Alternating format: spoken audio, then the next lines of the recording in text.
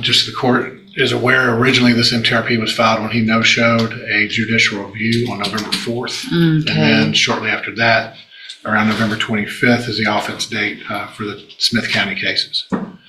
And so that's what the first amendment motion was for, and then the second that was adding a misdemeanor related to those. So in SAF-P, I'm looking at this. I guess, what is the allegations for why SAF-P would be appropriate? Is there a drug issue? There's certainly. Yes, in September and October, there is on count 6, an allegation that he was intoxicated. Mm-hmm. And Judge, I'll tell you, the Smith County cases arose out of an altercation with a girlfriend and a friend, where apparently they disposed of pills of his because of how he was acting, and he threatened her and pulled a knife on her. And then assaulted the other friend. And that's what I believe he's pled guilty to and been sentenced to probation in the city of Tyler, Smith County. So obviously there's a drug issue. His history is, as a juvenile, for what we're hearing now and for what he did in Smith County, all involve assaults and some serious problems with violence, if you're Honor.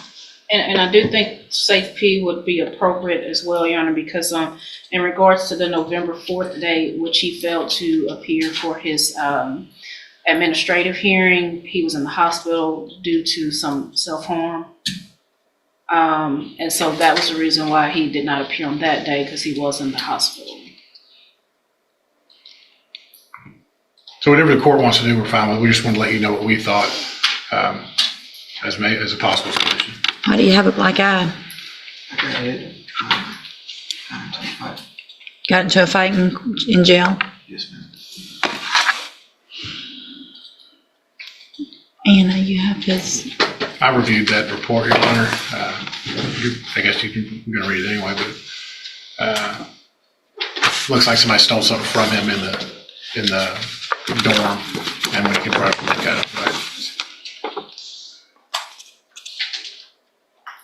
And there's an incident or two in the last few weeks also, more than one of, I think, disrespect to the guard.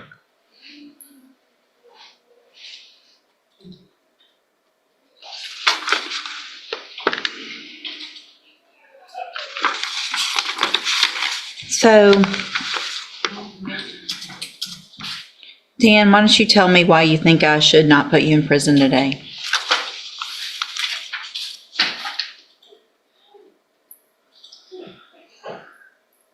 I've never really followed through with any treatment programs before, and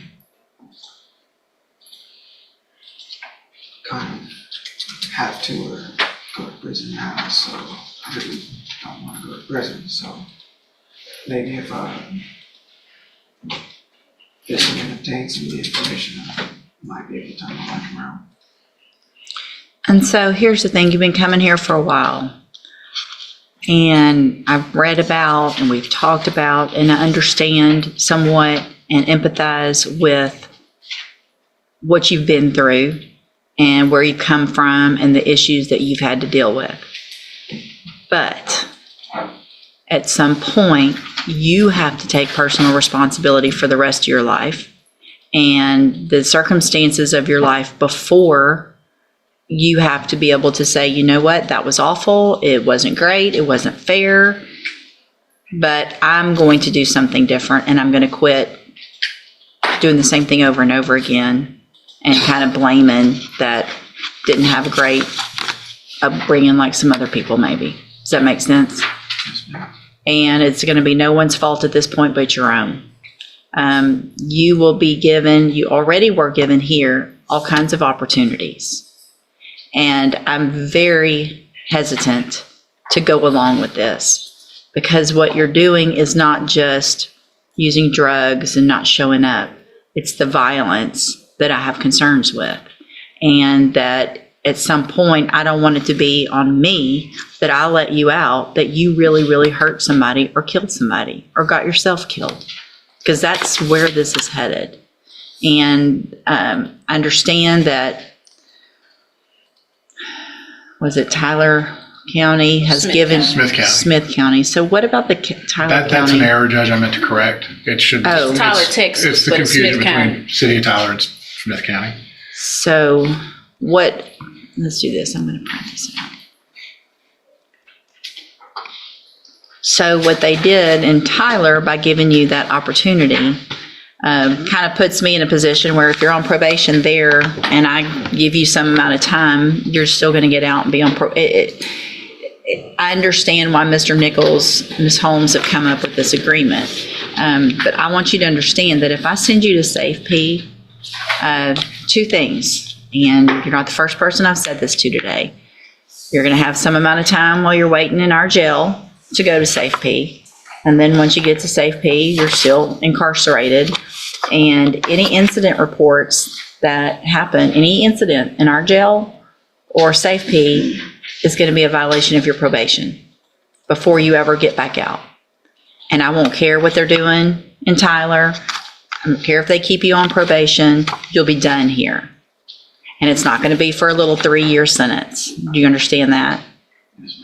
So this is the opportunity. Those people at the jail that are working there and just trying to go do their job every day do not deserve for you to speak to them the way you do, to treat them the way, to not follow the rules. I'm not going to say on the record, but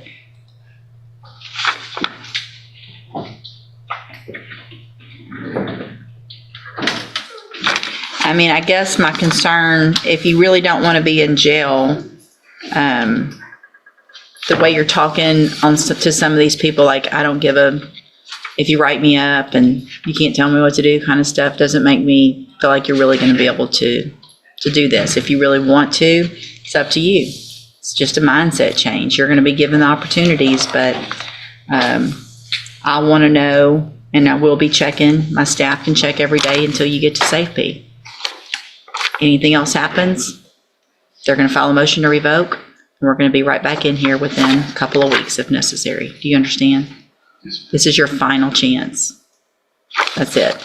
Don't come back in and no excuses after this point. If somebody else gives you another chance in another county, that's on them. You're not getting another one with me. I want to go through the motion, though, because I want record of what he's either pleads true or not true to, so that I know kind of when I look back what we talked about and what we did and what was pled to before I agree to do anything. So, Mr. Whitsitt, the best you can, raise your right hand.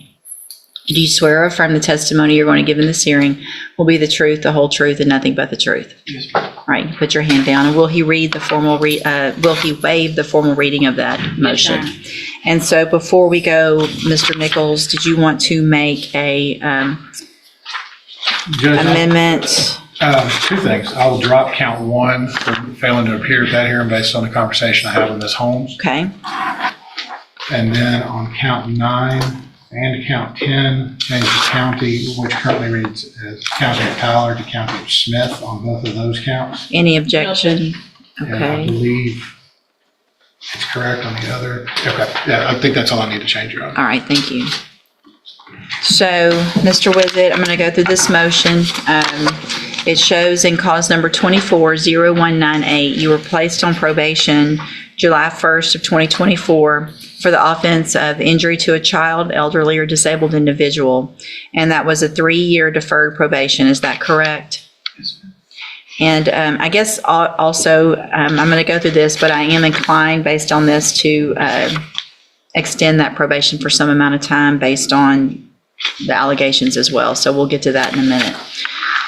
Count 2 alleges that you did not work faithfully at suitable employment and provide verification of that to probation. Is that true or not true? It's true. Okay. Count 3 alleges that you did not provide verification of performing community service hours as required. Is that true or not true? Probation wasn't transferred from one county to another. Okay, I'll put not true there. Count 4 alleges that you were at a location other than your residence at 4:04 a.m. on September 24th, 2024. Is that true or not true? Not really true. Okay.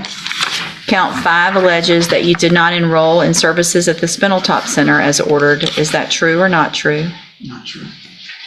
Count 6 alleges that you failed to never become intoxicated or under the influence of any intoxicated substance, and that you were on September 27th and October 19th of 2024. Is that true or not true?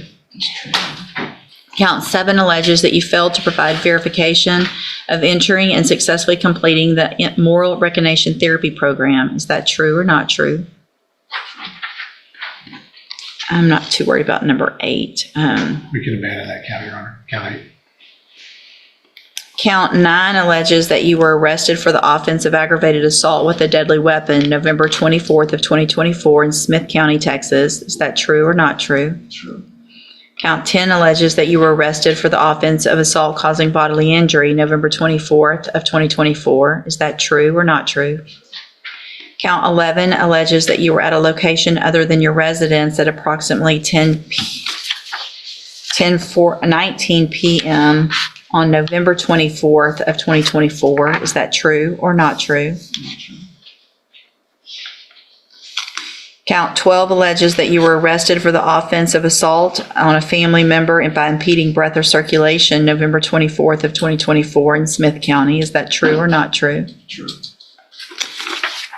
All right, so did you enter your pleas of true to counts 2, 4, 6, 7, 9, 10, and 12 freely and voluntarily? Yes, ma'am. And did you plead true to those counts because they're actually true?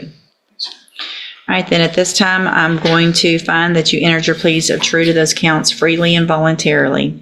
Find sufficient evidence to find you guilty and revoke your probation, but I'm not going to do that. I am going to continue you on probation. I'm going to extend your probation for 2 years. I'm going to order that you enter and successfully complete the SAF-P program and any aftercare and things like that. The thing about this is you're going to get all kinds of tools at SAF-P to help you make better decisions. You get a grip on whatever you need to. If there is a need because of, I know there was some mental health issues and treatment, it might be that special needs SAF-P is the better. I'll let probation look at the history and see what's best for you so that you make sure you have the tools. When you get out, you'll have help to assimilate back into society and halfway houses and things like that. Again, this is your opportunity, because if you do not follow through with this, if you violate while you're in custody, if you violate again while you're out of custody, we will not be back here having the same discussion, and it will not be a discussion about 3 years or anything like that. You can be back in here, the probation revoked, found guilty, and I can send you anywhere in the range of punishment. I don't have to let them negotiate. It can be up to 10 years. Do you understand? Yes, ma'am. Okay, take advantage of this opportunity, all right? Okay, you can go back with the bailiff. Thank you, Your Honor. Thank you. Thank you.